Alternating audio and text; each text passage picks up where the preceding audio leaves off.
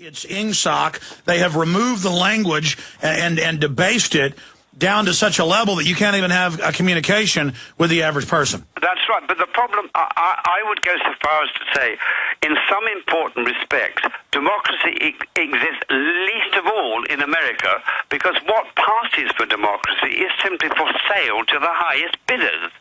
It does include the Zionist lobby in association with the Christian fundamentals. It does include the banks, the drugs, the military industrial complex. We know them all. I mean, it seems to me that it really doesn't matter who the hell is in the White House, who the hell is in number 10 Downing Street in London. They are, to a very large extent, puppets of a very tiny minority of vested interests. And that's why getting the truth out to mobilize citizens to make their democracy work is so important. Well, you're right. I mean, there's really 5 big lobbies, and they're all interconnected, literally intermarried. And they all want the same thing. They want to keep the war on drugs going because they're shipping in the illegal drugs. They want to push their deadly pharmaceuticals on us and have forced inoculations. They want, more tyranny. The Defense Department and the private contractors are now taking over the police departments, the red light cameras, the surveillance, the iPhones, the computers. They are privatizing the police state and then literally absorbing the once free society. But I want to expand on things that you brought up here, because I've studied 9/11 in depth. I said they were going to attack the World Trade Centers 2 months before it happened. I could see the preconditioning in the media that was taking place. And your research in the Middle East, of how the Mossad and Shin Bet have infiltrated all these groups, that's on record. But it's more than that. We know, according to Colonel Butler, the head of the Defense Language School, and the AP and Newsweek and other publications, they hide this in plain view, that many of the hijackers were trained at U.S. bases, and we know they were taking part in drills, infiltration drills, and believed they were government agents. And we know Israelis were paying for their houses, were paying for their apartments, were giving them money. I mean, this has come out even on Fox News. So, but that goes further than the Israelis just piggybacking on a Muslim operation. And all I want is the truth. How do you have these guys trained at U.S. bases? Yeah, but I mean, one of the fascinating things about the whole unfolding drama is the film of what I call the 5 Dancing Israelis. Of course, you're aware of that film.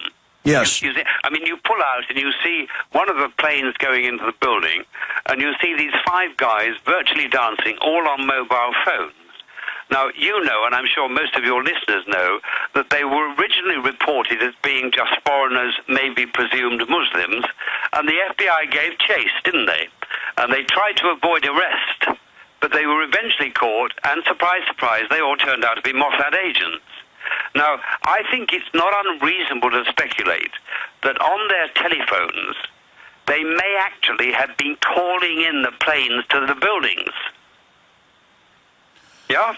Calling them in. Well, if they were GPSed, it would already be a pre-planned coordinate. Well, that could be, but if they weren't, they may have had some kind of transponder in which they were calling them into the targets. But, I mean, the point is, the guys were there, and they knew in advance it was going to happen. Well, I've talked to the sheriff, because they ran to New Jersey, and I've talked to the sheriff on air who arrested him. I mean, that went on. My only issue is, look, it's like a 5-headed hydra. And so I'm not saying one head of the hydra isn't guilty. I'm just pointing out, like you did with the USS Liberty, and I did that in one of my films, Terror Storm, because I interviewed the admirals who were involved and the judge advocate generals. I mean, I've interviewed them all. Most of them are dead now. Admiral Moore, you name it. I've interviewed Admiral Geist and other admirals who were on the phone when McNamara said, no, the president says you can't defend the ship. And then they say, we don't care. We're still going to defend the ship. And then the president comes on and says, I want that GD ship going to the bottom. And he had taken control of the ship under national security previously and parked it there. So my only issue is, Israel was guilty of premeditatedly doing it, 100%, but this program is so big, the White House was coordinating the operation. So, I mean, this goes way back. Yeah, I mean, I've got a whole chapter in my latest 3-volume book, which is titled Zionism, the Real Enemy of the Jews. I've got a separate chapter on the whole Liberty affair, and I bring it to an end by saying that what the Liberty Affair shows us is that there is nothing Zionism won't do to its friends as well as its enemies to get its own way. Well, I mean, Israel admits that they bombed Jews out of Iraq and out of Spain. Yeah. You know, in the 40s and 50s to make them go to Israel. But Alex, can I just say why I think we both are passionate for the truth, but can I just explain very shortly why the truth has to be handled with care? Because if it's not, it could provoke anti-Semitism. Now, I deal with this by saying there is one key to understanding, and all of my Jewish friends who are anti-Zionists agree with me. There is one key to understanding, and it's the difference between Judaism and Zionism. Judaism is the religion of Jews, not the Jews, because not all Jews are religious. Like Islam, like Christianity, it has at its core a set of moral values and ethical principles. Zionism, as Jewish nationalism, is a colonial enterprise which founded a state for some Jews, mainly by Zionist terrorism and ethnic cleansing. Now, the point is this. That means that Judaism and Zionism actually are two opposites. Zionism conflates them so that it can accuse people like you and me who are critical of Israel of being anti-Semitic. But I'm nearly finished on this explanation.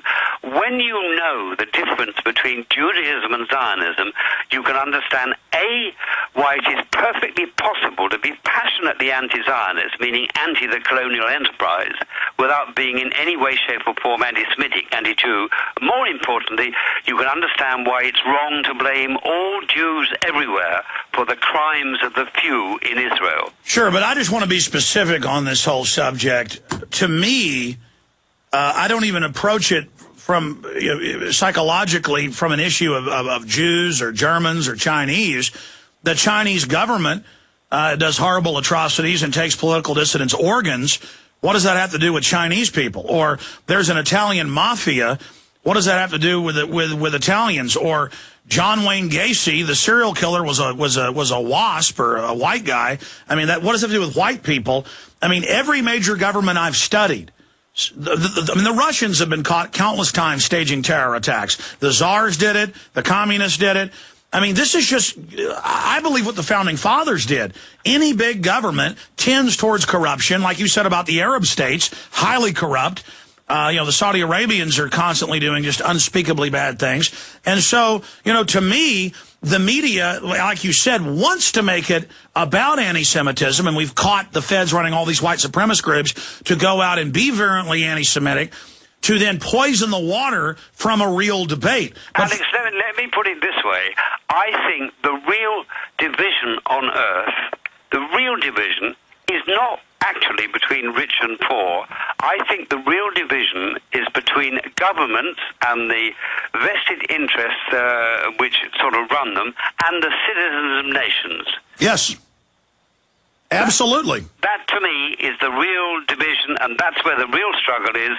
And the reason why truth is so important is because it's only by truth that the citizens of nations can be empowered to make their democracy work by calling their representatives and even their presidents and prime ministers to account, right? Yes, sir. Alan Hart, in the time we've got with you, though, and I want to have you back up soon about your amazing research and all the incredibly famous people you've interviewed, because, I mean, I love history, and I want to get it from your perspective and also talk more about your 3-volume book that's out, the 3rd volume coming out soon. AlanHart.net, is that the best website to give out? Yeah, but there's also my American publisher, www.claritypress.com. ClarityPress.com, and we'll talk about the title of the book and more before you leave us, and I'm going to keep you a little bit in the next hour with Bob Chapman because this time is just exploding past us. But I want to digress now.